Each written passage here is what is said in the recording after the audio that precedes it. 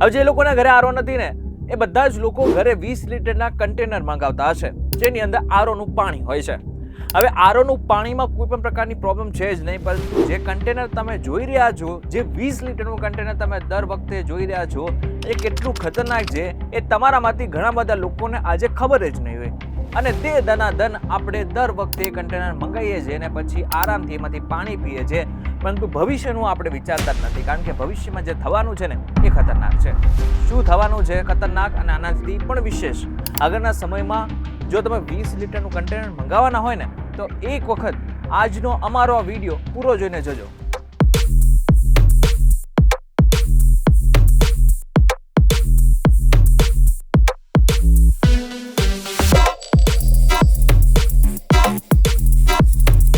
નમસ્કાર, welcome back folks VTV digital પર તમે જોઈ રહ્યા છો ડેલી ડોઝ. હું છું આપનો દોસ્ત કરણ ચડોતરા. સૌથી મોટી ભૂલ આપણે શું કરીએ છીએ ખબર છે?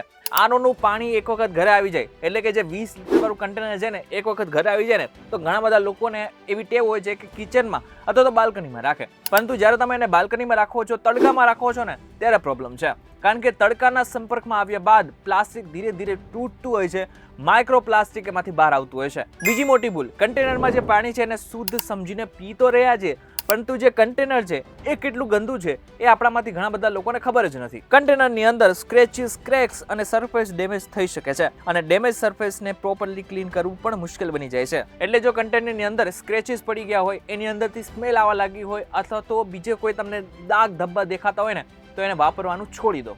ત્રીજી એક વાત જે સમજવા જેવી છે, પ્લાસ્ટિકની અંદર કોઈ પણ પ્રકારના ક્રેચીસ નથી, આનાથી પણ વિશેષ કોઈ પણ પ્રકારની ગંધ નથી આવતી, છતાં પણ એ પાણી પીવા લાયક ઘણી બધી વખત નથી હોતું. સ્ટોરેજ અથવા હેન્ડલિંગની ભૂલને કારણે એની અંદર માઇક્રોબાયલ કન્ટેમિનેશનનો રિસ્ક હોય છે.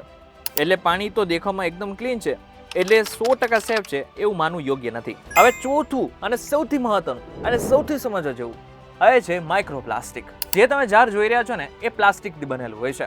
હવે જો કે એમાં કયું પ્લાસ્ટિક યુઝ કરવામાં આવેલું હોય છે એ ઘણા બધા લોકોને ખબર નથી હોતી, અને સામાન્ય રીતે સામાન્ય પબ્લિકને એમાં રસ પણ નથી હોતો. એમના માટે જરૂરી એ છે કે દેખાવ કેટલો સારો છે અથવા તો એ કેટલું મજબૂત છે એના ઉપર મોટા ભાગના લોકોનું ધ્યાન હોય છે, પરંતુ એક એકચ્યુઅલમાં જે પ્લાસ્ટિક છે એ કેમાંથી બનાવવામાં આવેલું છે એ વધારે ઇમ્પોર્ટન્ટ હોવું જોઈએ. બહુ જ ઓછું એવું પ્લાસ્ટિક બનાવવામાં આવતું હોય છે કે જે પ્લાસ્ટિક ઓછું છોડતું હોય છે.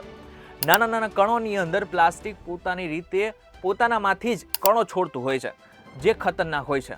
2024ની અંદર NIH દ્વારા દર્શાવવામાં આવેલા એક સ્ટડીમાં બોટલના સેમ્પલ્સમાં માઇક્રોપ્લાસ્ટિકની સાથે સાથે નેનો પ્લાસ્ટિક પણ જોવા મળ્યું. હવે નેનો પ્લાસ્ટિક, માઇક્રોપ્લાસ્ટિક કંઈ જ ખબર ના પડી હોય તો તમને ચોખ્ખી ભાષામાં સમજાવું ને તો આ પ્લાસ્ટિક ધીરે ધીરે આપણા શરીરની અંદર જાય છે, આપણા બ્લડની અંદર જાય છે, અને પછી ધીરે ધીરે એ કેન્સર સુધી આપણને લઈ જતું હોય છે. હવે તમારામાંથી ઘણા બધા લોકો મને એમ કહે છે કે BPA ફ્રી મારા પ્લાસ્ટિક બોટલની અંદર લખેલું છે એટલે એ પીવા લાયક છે અને મારે કોઈ પણ પ્રકારની ટેન્શન લેવાની જરૂર નથી. તો એમાં પણ પ્રોબ્લેમ છે, કારણ કે આની અંદર BPA ફ્રી લખેલું છે અથવા તો રિસાયકલિંગ નંબર લખેલું છે, એટલા માટે થઈને આ ડેન્જરસ નથી એવું કહેવું અઘરું છે અથવા તો યોગ્ય નથી. દરેક એવા પ્લાસ્ટિકની અંદર જેની અંદર પાણી અથવા ફૂડ રાખવામાં આવે છે એની અંદર કન્ટેનર ફૂડ કોન્ટેક્ટ અને ડ્રિંકિંગ વોટર માટે ઇન્ટેન્ડેડ છે કે નહીં એ જોવું વધારે જરૂરી છે. જો કે મને ખબર છે કે 100માંથી 99 લોકો આના વસ્તુ ઉપર ચેક કરતા જ નથી, ડાયરેક્ટ પ્લાસ્ટિક જ પોતાના ઘરની અંદર લાવે છે અને પછી એમાંથી તે ધનાધન પીવાનું પાણી ચાલુ કરી નાખતા હોય છે. પરંતુ આ બધું જ અત્યાર સુધી તમે નથી કરતા તો 5 એવી વસ્તુ છે કે જે આગળના સમયમાં તમારે ધ્યાનમાં રાખવાની છે. સૌથી પહેલું, ડ્રિંકિંગ વોટર માટે યોગ્ય ફૂડ ગ્રેડ કન્ટેનર જ વાપરો. બીજું, જગને તડકા અને વધારે ગરમીથી બચાવો. ત્રીજું, જગ અને ડિસ્પેન્સર બંને એટલે કે જે મટકું છે અથવા તો પ્લાસ્ટિકનું કન્ટેનર છે બંને નિયમિત રીતે ક્લીન કરો. 4, સ્ક્રેચીસ, ક્રેક, સ્મેલ, સ્લાઇમ કે પછી બીજી કોઈ ગંધ આવતી હોય તો જગને રિપ્લેસ કરો. 5, BPA ફ્રી લેબલ કે પ્લાસ્ટિકનો નંબર જોઈને સેફટી નક્કી ન કરો. હવે આ કેટલીક બાબતો હતી કે જે તમારે ધ્યાનમાં રાખવી જરૂરી છે. જો તમારા ઘરે કોઈ પણ પ્રકારનું પ્લાસ્ટિક હોય તો આ બધામાં લાગુ પડે છે.